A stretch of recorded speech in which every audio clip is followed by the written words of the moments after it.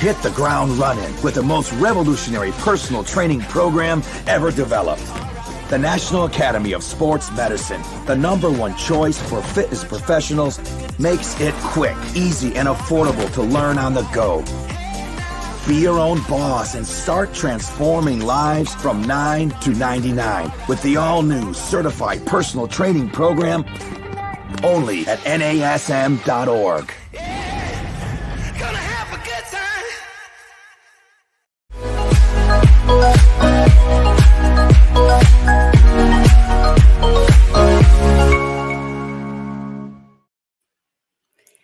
Hello, everybody. Thanks for joining us for another episode of Random Fit. I am Wendy Batts, and I'm here today with one of my favorite people, Mr. Ken Miller. Whoa. How are you today? Whoa, you got a lot of people in your life, and I'm on. I do. I'm on the favorite That's list. why I said one. I said one, not just my favorite. No, just kidding. I'll take it. I'll take it. I'll take it. How are things? Oh, things are. I'm sitting here in front of you, and things can't be much better than that. So, how about you? Things are fantastic, and we have a fun episode for you guys today. Today, Ken and I are. Well, that's true, but this one's actually this one makes me laugh a lot because it is gym fails, and to do or not to do, that is the question. And so, Ken, why don't you tell us a little bit about what that means and where we're going to go with this? Well, I laugh because when you think gym fails, it's you're on social media and you're just scrolling and you're seeing someone falling, people getting hurt. Unfortunately, just because of either they're negligent or just happenstance, something happens. But when we talk about gym fails, especially in this episode of Random Fit, what we are talking about is, okay, what are some of the things that people do in the facility that may not be in their best interest? I guess to say it one way. But we're also not going to bring something up unless we have some kind of resolution for it. So it's not the gym fail that kind of gets the giggle out of you and, seeing someone trip and fall on a treadmill. That's never funny. It happens a lot, and we'll talk about that in a little bit. But, some of the safety precautions you can take or some things you can consider to avoid being the highlight reel of someone, watching the security camera of the facility at the end of the day. So we do not ever want to make that highlight reel, I would say. Well, and to your point, and I'm a victim of this. I will get on social media or somebody will send me a video and they're like, hey, is this something that you do with your clients? And you've got someone utilizing like cables and they're swinging around or doing something. And you're like, where in the world did you get the idea that would be a good idea to do? And what is the outcome? Like, what are you trying to achieve? And, the gym is a way to be creative. And as a trainer, it is very important for us to be creative in designing programs, but also thinking, what is the prime mover? What are we targeting? What is the purpose of having a client do a certain movement? And if you're new to the gym and you're not sure, one thing that you could do is ask someone to show you how some of this, these pieces of equipment work. I mean, that's a big one. It's okay to ask. And it doesn't mean that you're going to get hounded for training, and that's one of the things I hear often, like, oh, I don't want to go and ask someone at the front desk because then they're going to think I need a trainer and I don't want to spend the money. And, that's not it, but it's better for you to be safe than sorry. Or if you're not sure, look at the pictures that are provided on the pieces of equipment on how to properly set. I know. What? Take time to read at the gym? No, you're just there to get on it and figure it out. And, because again, safety first, that's the most important thing. You want to make sure that you're targeting the right muscle. But if you're not on the piece of equipment, right, and you're not sure how to use it, you could really hurt yourself. And so, I think that's a big one. Looking at that picture, I mean, sometimes those pictures can be a little misleading because you'll have something like a seated row, but then every muscle on is highlighted red. It's like, well, it's more of an upper back exercise, but they got everything all lit up, right? Even the chest. And if you follow the philosophy that all exercises use all the muscles, it just depends on how they're being used. Okay, you get a little artistic licensing there, but look at the picture, look at the setup. Things like looking at where the adjustments are to adjust the seat up and down, where you can adjust the weights. Because there's been times where I've shown somebody a piece of equipment, selectorized piece of equipment. When I say selectorized pieces of equipment, for those of you that don't know what I'm talking about, it's basically a piece of machinery that has only basically one purpose, like a seated chest press machine where you sit on there and you push the bars away from you, or a seated row where you're sitting, you got the pad against your chest and you're going to pull. So they have a pretty specific role. And a lot of times people don't maximize the benefits of a selectorized piece of equipment because they failed to see where you adjust the seat, where you adjust the weights, or if there's some extra fine tuning, some feature within the piece of equipment that they never realized. Like, I never knew. And one of the big pieces where I'd seen that is, when you're on the knee extension, you can adjust the backing forward and back. So someone's been sitting so far back because the back was so set far back that their seat pad was jammed up against their calf, and they never knew they can actually move themselves forward. It's like, all this time I was coming away with these bruises behind my calf because the seat is jammed up against me. So those type of things, and like you say, Wendy, we'll probably say it at least 8 more times throughout this episode. Ask a trainer, ask an employee of the gym who hopefully has been well trained on all the pieces of equipment and all the nuances of all the pieces to help set you up the way that you're supposed to set up, and using the pieces of equipment the way they're supposed to be used. And one other feature that a lot of pieces of equipment have that some people don't realize, that little seat belt that comes with. Yeah, I mean, it's good because, and we don't do it because, hey, I'm not getting on a plane, I'm not getting in a car, why should I wear a seatbelt? Well, so that seatbelt is actually there to help stabilize you, just like you have the backing to lean on or lean forward onto. When there's a seatbelt feature, that's to help keep your hips in place. So usually it's for lower body exercises. That's there for a reason, as far as keeping you stable, so you can focus on that muscle that machine's trying to help you with.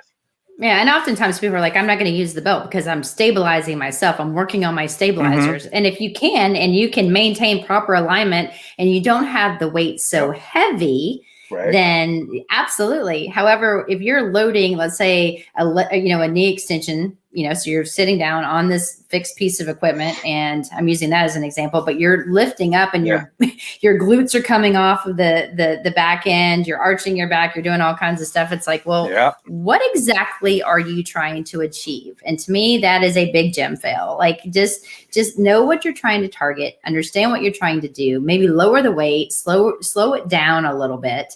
Because another one is when people will do, and I'm picking on the knee extension, but and basically that's the one where you're just, it's locked in on the front of your shins and you're just kicking it up. Is they put it so light that it just flies up and then nails them in the shin, and you know what I mean? Like, weight's not heavy enough, but they're like, check this out, and they're gripping onto the handles and their back is flat, and they're not even in a seated position. So I see a lot, that one piece of equipment. Oh, I see so many things. So many things. Yeah. and not that we're endorsing the knee extension. I'm personally not a fan. Just so you guys know, because I think it's a lot of stress on the knee. You're doing rehab and you have it light and there's a purpose. There are a lot of very functional things that you can do to really focus on your quads. However, some people love it. And if that's your choice, all the power to you. I'm just saying, just be careful and make sure you're using it correctly. How about that? Right. It is I dig myself part of out? A bigger picture. Okay, a little bit, maybe a little bit. That's more of let's just drop that. Webinar. Yeah. Well, what about how about this? What about the leg press? What do you think about it? The leg press? I think there's a lot to look at when it comes to your how your body's positioned in there. But I mean, just to look at the leg press, a lot of people that get on there, they think it's going to be a total lower body exercise, great piece, and it is for the purpose of building just isolated strength through the lower body, but not so much the glutes. And that's one of those things. Again, I like to cruise social media just to see what's out there, see what people are thinking, but also because I have clients that cruise social media, and I know they're going to come at me with certain things, so I want to be a step ahead of them. But when you look at the leg press, one of the things that I hear a lot of people say is that, hey, it's a great glute posterior hip exercise or a piece of it, but because you're in this flexed position, a lot of times in the leg press, the genre there, you're sitting down, you're in this pretty flexed position where you're leaning back, your back is against a pad, and then the leg press, you're going to push away from. Well, here's the thing. If I'm flexed at the hip, almost like in a seated position, but very much on the ground, and I'm pushing that platform up and away from me, you're getting a lot of quad, right? Because your knee is going through extension compared to the hip. The hip, in order for you to use those butt muscles, right, those glutes, you have to get the body essentially in an extended or in a straight line position. Well, you're not going to get that if you're seated. So you're going to get a lot of, leg strength, but not a lot of hip strength when it comes to that piece of machinery. So you're going to be able to press a lot, but you're not going to press a lot using the glutes. And that's one of those things that we want to, when we talk about gym fails. But Ken, how about this? I feel it in my glutes, but I feel it there, so it must be working. Well, I have to say, you don't know what you're feeling. I mean, you're using them, but not to their full extent. Can I say that? Okay. You can. That's we fair. have the thing about knee extension. We have this thing about the leg press. But the other thing is about foot position, where in that piece of equipment, again, changing your foot position, whether your feet are turned out or feet are turned in too much. Again, you get too much in a bad position, you could be increasing stress on the knee, and you could be increasing stress on your SI joint, your sacroiliac joint as well, depending on how you decide to position yourself on there. So as far as a gym fail goes, this is one that it's easily remedied with good form and technique. And again, go to the personal trainer on staff that knows how to use these pieces correctly.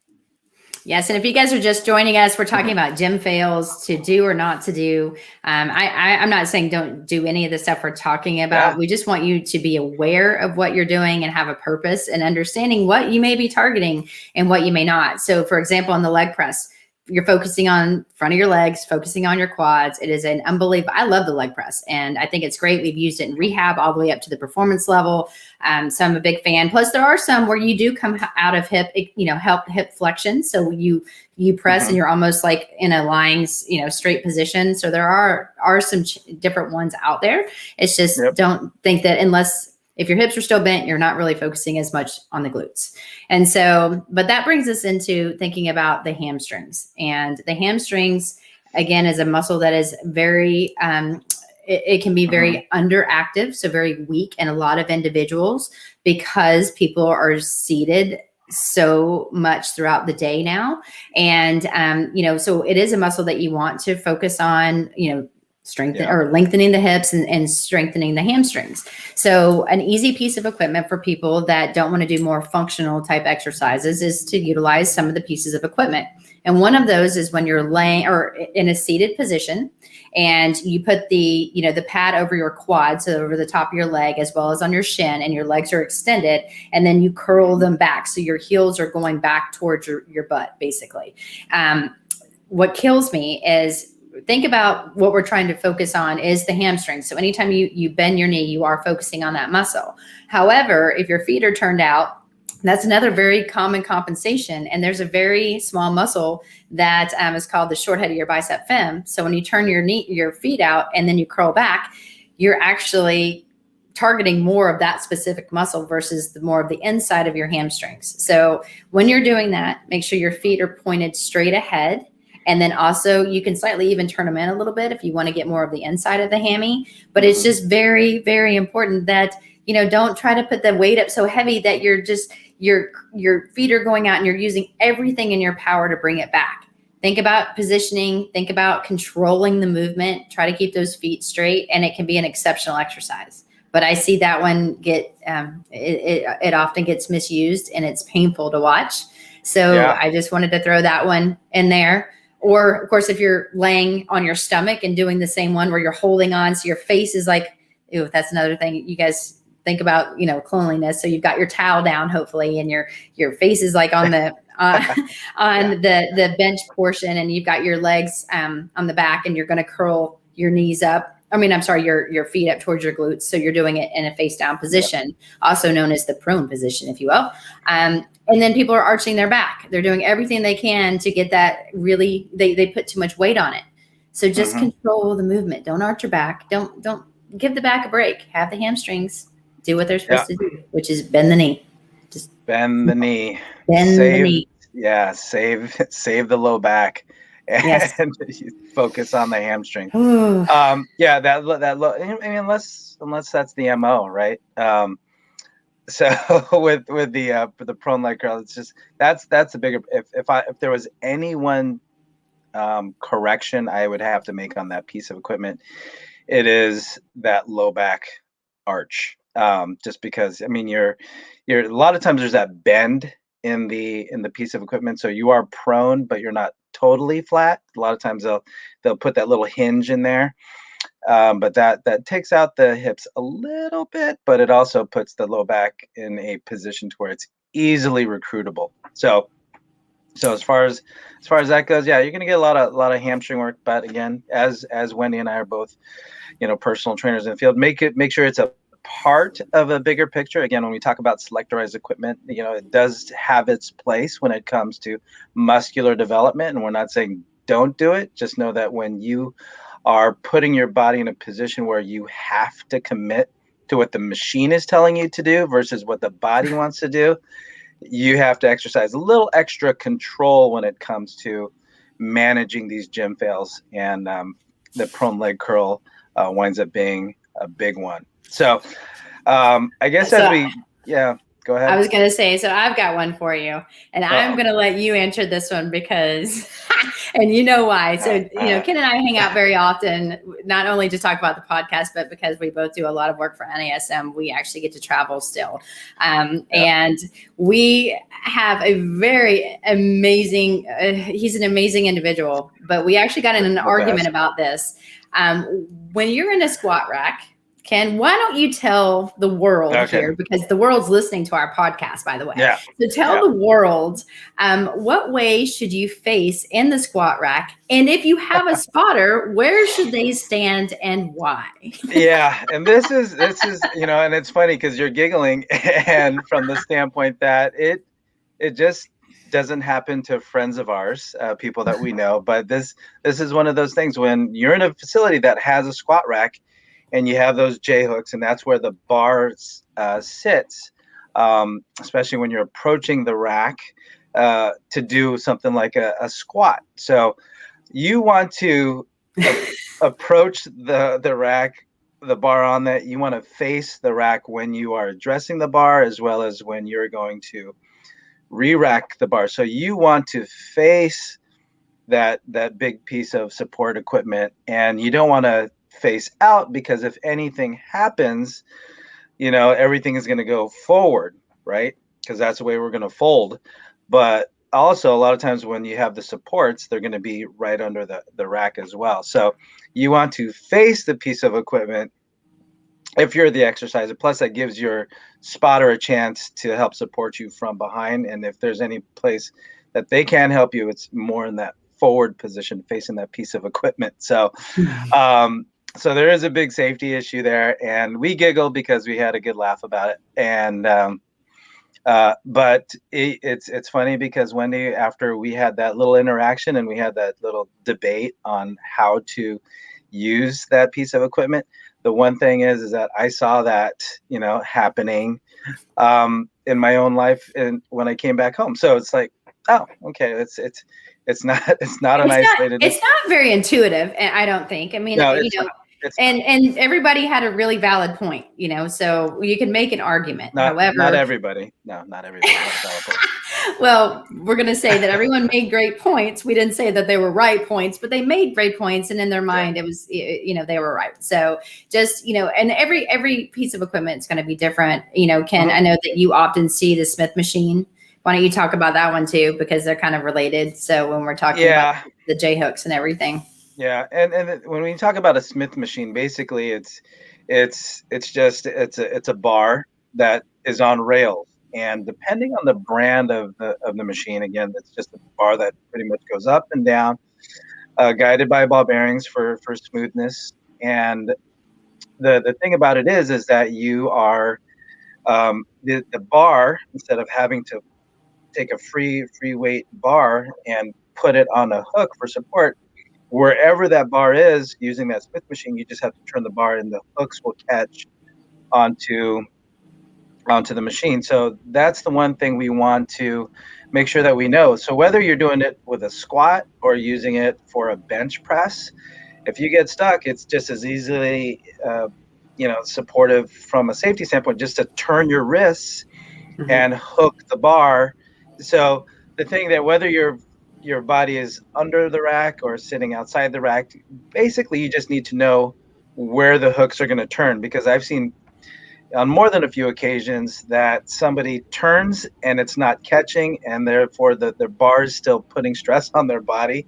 So where they're trying to flex it forward where they should have flexed it back, which is the harder way. So just know that however you're using that piece of machinery, whether you're squatting and you just get stuck at the bottom, just flip the wrist and turn that handle forward. So with that piece of equipment, just know where the hooks are going to go. So however you're positioned, you know how to bail yourself out when it comes to, if I'm stuck, you don't want to no one ever likes to get stuck, versus like you get stuck on the bottom, hook it and say, yeah, I meant to do that. Yeah, we're good. And that's the best part. No matter what, you just did it. And for those of you guys that aren't watching us and just listening to us, Ken's like, you hook it and then you look around like, did anyone just see me do that? Because like that just did not happen, or I'm not going to take ownership of that. So true. And, I mean, we can talk about some of these other bars, but what we're talking about right now for you guys that are just joining us is gym fails, to do or not to do. That is the question. And it's not saying, I'm Wendy Batts. We're here with Ken Miller, and we're providing some input regarding some of the pieces of equipment that are out there. And unfortunately, when we say gym fails, we're not talking about the crazy things that you're seeing on YouTube, because those are some significant fails where injury could have occurred. We're just talking about things that are gym fails on utilizing pieces of equipment either incorrectly or in a way that could be harmful if you're not careful. So we wanted just to provide some highlights.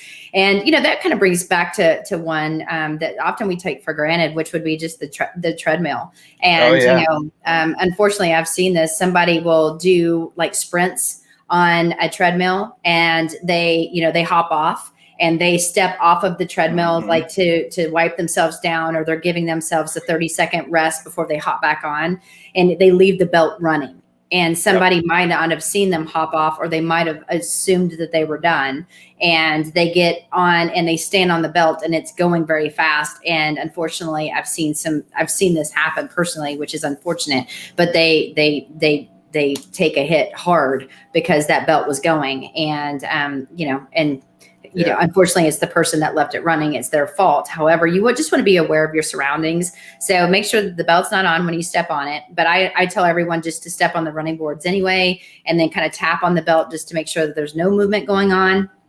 But then, of course, when you're on the treadmill, you've got everything surrounded, right? You've got your towel, you've got your water in here, you've got your phone hooked up, whether you're watching something or listening to something. And then you start taking off and it starts bouncing. And like sometimes the belt will bounce, and it depends on the treadmill.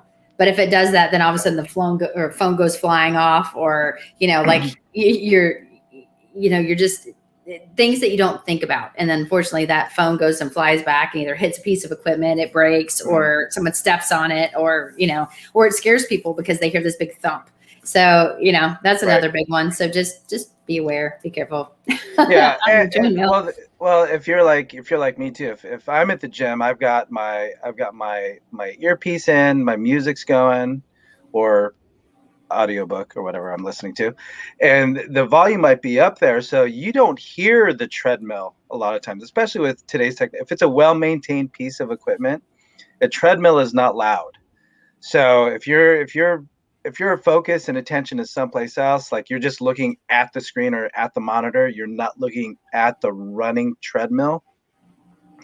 It can be quite easy to miss, but this is, again, situational awareness is the key. If I can use that phrase in this podcast, but just know that, when addressing it, like you said, Wendy, go on the running boards, take a look down, see if the thing's moving out from under you, because that first step is a doozy when it comes to the treadmill and it's running. And indeed it is. Yes. I'm telling you. All right. So the Roman chair, to do or not to do? That's my question to you, Ken. Yeah. Great piece of equipment if done right. If done right.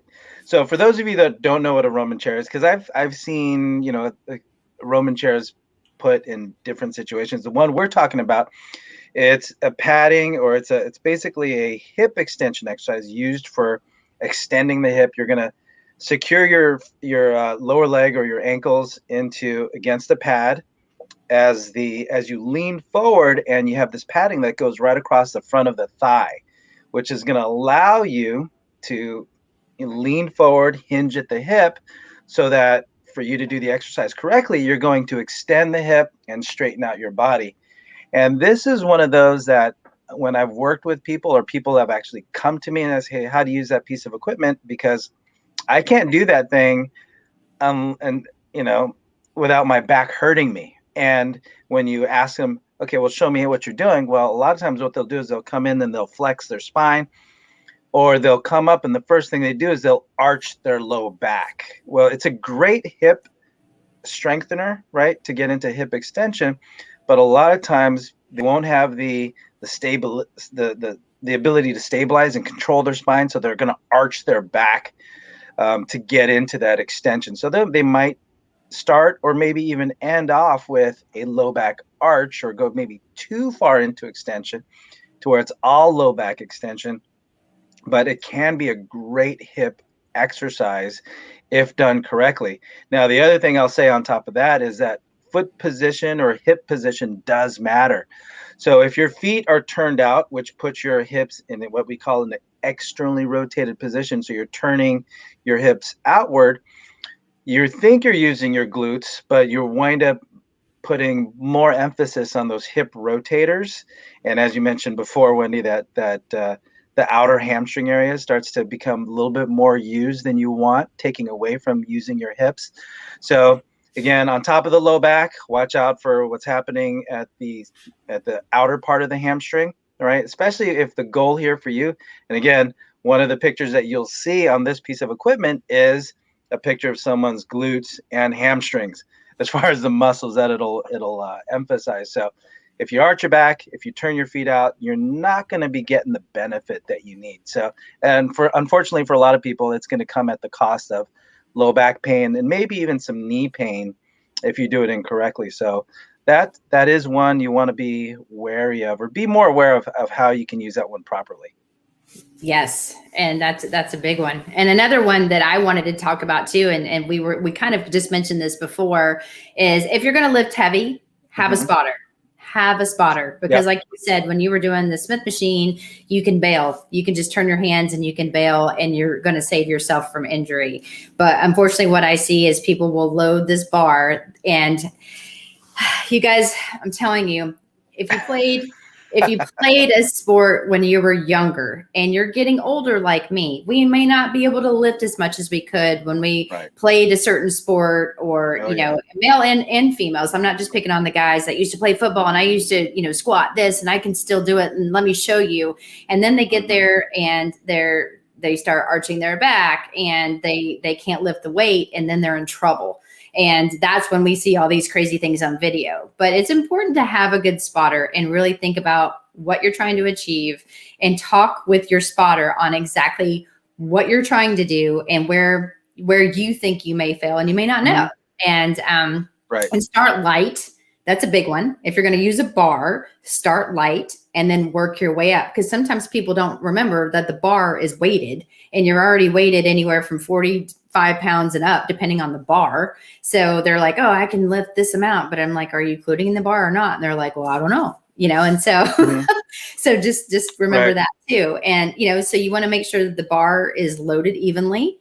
If you're using dumbbells, that the spotter, when you spot someone, where do you put your hands? Wherever the person wants me to put them, right? And I say it, well. So if you're doing a chest press, so if your client is doing a chest press, and you're going to be obviously over their head, right? So they're laying on a bench. And where should your spotter put their hands to help you? Yeah, great question, because there's two school of thoughts. One, I'm going to guide you by the wrist, right? Wrist or even the elbow, right?